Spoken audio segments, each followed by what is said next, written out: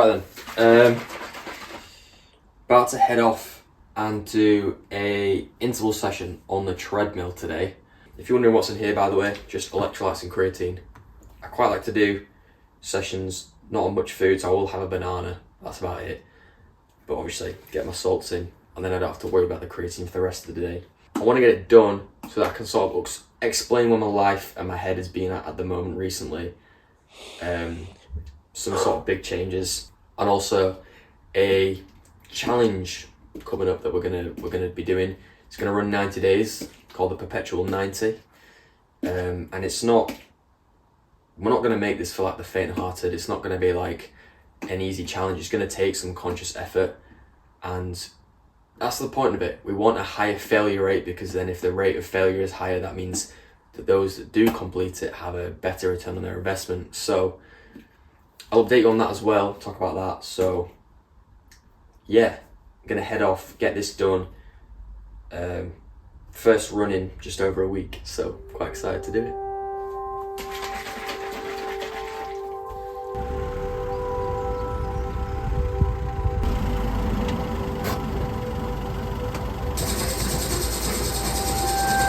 Coming back off the marathon 3 weeks ago has really changed my perspective on certain things. I realised how important it is to have a goal in place if you really want to make the best of your progress and a more effective process. But the relief of pressure from not having that goal means now I can more enjoy the lifestyle of this rather than having a middle ground of excitement but anxiety. This run was the first back in a while. I took a week off directly after the marathon, and then I ended up injuring my ankle kickboxing. So it was actually only my second run back since the marathon, and I had this weird moment where I was staring at the wall in front of me. I just realised that I was now choosing to do this rather than having to do it. And in my head, there's something a little bit special about that. It wasn't like I was being forced into a corner and forced to act. It was that I was choosing to do what I wanted to do, and I chose the hard path. And it's really just because after the marathon, I'd started to think about how I need to make the choices that better myself, and how I have that responsibility and I have to hold myself accountable to make the correct choices, to do the correct actions to take me to where I want to go. So yes, it's very important to have a goal if you want to make the most of the process, but I think sometimes when you don't have a goal, you don't have a reasoning or an excuse to be living a certain way. It tells yourself much more about your character and who you are. Are you just chasing a goal, or are you that sort of person? Because I want to live this way, and I don't need to wait for a goal to tell me what to do and how to live. I don't need to wait for anything because I'm going to act on it now. It's worth noting that recently there's been a big change in my life, and it's come on all of a sudden, but that's really the point. Like most people have, I have this really vivid idea of who I want to be. I want to get somewhere, I want to be someone, I want to achieve something. And for the longest time, it feels like every time I'm about to do something, every time I'm about to place something in my life, then something happens, life gets in the way. That every time I feel like the dust settles and I'm just placing something, the gust of wind comes back in, and then I get my hopes up when it settles again, and then the gust of wind comes back in again. But it's the strongest winds that make the skilled sailors. So if not now, when? I'm a heavily routine person and I need structure and rigidity. So when I feel like something breaks that, honestly, it really pisses me off. But it was really when I sat down on the other night, it was a Sunday night, and I was writing really about what I was just observing about myself. I was sat there, not really in the moment, I was just thinking, and I journaled, and just to quote myself, how much longer are you going to live the same life before you realise you've spent it all dreaming about another? And because I journal as if I'm my own therapist, I was asking myself questions, and I was like, you're meant for more than this, yet you're letting stupid little things get in the way. You're being so complacent about it. And it's not just that, it's more the fact that I was letting it happen. Because there's always going to be things in the way. Life is always going to get in the way. There's always going to be obstacles, always. There's always a holiday, there's always a bank holiday, there's always a party, there's always something happening that like makes your routine not feel perfect. If you could just lock yourself in a room and lock yourself, in the fucking woods and just only eat raw meat, then your diet's never going to go to shit, you know what I mean? A shit example, but you get my point. There's always going to be a curveball. You're not going to have loads and loads of straight balls that are going to feel really easy to hit. And that's what slapped me in the face a little bit, that we all wait for the perfect environment before we step into it, but we don't realize that it's us stepping into it that makes the environment mold around us. If I want to achieve something, if I want to be someone, if I want to do something, then I'm going to have to take that step, and I'm going to have to make the environment mold around me, because I'm not letting anything bring me down anymore. And I'm really sick of it, which is why I feel like something's just changed in me. I feel like this idea of a perfect starting place, perfect conditions, whether that's a Monday or it's January or it's after my exams, it doesn't exist, because the perfect environment is just an environment which you are willing to work in. And most people aren't willing to work in every single environment, under every single circumstance, which is why most people's lives never change. I'm not going to try to sit on a high horse and pretend that I've done that my whole life, because I haven't. This is why I'm sitting and talking about it now, because I realize that it's just a fucking stupid notion to have. If you aren't willing to change your life at a Tuesday at 2 p.m, do you really think you're going to ever change your life properly? No. And you're like, what the fuck is a Tuesday at 2 p.m. got to do with anything? It's a random date, it's a random time, there's random circumstances. You're probably at work, something's probably happened, you might have had the best night's sleep. But if you're not willing to do it then, you're never going to be willing to do it. If not now, when? If you're going to be constantly waiting until you get over the hill, if you're constantly waiting until tomorrow, you're going to be waiting for the rest of your life. You seriously have to just ask yourself, am I willing to make that sacrifice? And if not now, when? Because if I'm not that man today, then I'll never be that man for the rest of my life. And I cannot live that way. I cannot sit with that thought that I'm not going to be who I want to be. And to be honest, which is why it feels like something inside of me has just died, or something inside of me is being brought to life, because everything just feels a little bit more different now. And what I've just explained there is the best I can put it into words, but it's more of a visceral feeling. It's coming off the back of a marathon 3 weeks ago. It was, right, there's 3 directions I can take here. I either do the marathon and then I just come back down to my state of life where I was before. I either do the marathon and then I carry on this rough trajectory, do a couple more marathons here and there, just carry on working at this mediocre, maybe above average level, and things are decent. Or it's like the marathon is chapter 1 in something. It's like a new book. It's a sequel to something, and it only gets fucking better. Because if I don't take that third route, if I don't do that, then I can't live with myself. I just can't do it, because I'm going to hate myself if I don't take that path. I didn't want to come back and feel like my momentum broke. I wanted to come back and felt like that was the start of my momentum. I wanted to feel like, okay, the marathon was 10 mile an hour, I want to be at 100. I want to feel like I just pick up more and more and more. And I'm not talking about just my running ability, I'm talking about my life here in general. I don't want to be running at this slow pace and have a little bit of thing here and there. And it's such a fucking cliche that, oh, I want my life to be more. But I'm fucking doing it, I'm living it now. That's what I'm saying, if not now, when? Everybody wants their life to be something, but no one does it. No one... Fuck. I don't really know where I've just gone with that, but I don't really know how to conclude that. I don't think I can.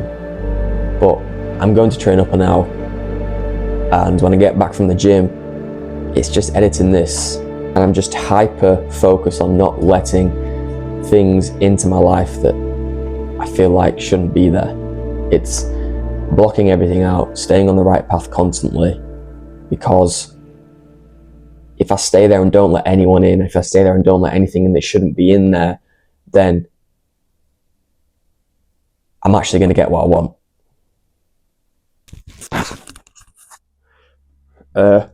Bang. Right then. Another lot of electrolytes. We're heading off for the second session today. It's upper. Obviously I did the intervals this morning, and I'm feeling pretty good. I'm hoping I can get in the steam room as well afterwards, just for a bit more recovery, because I trained legs the other day, and to be honest, they're a bit fried still. And then I'll break down the Perpetual 90 challenge when I'm back home. So yeah.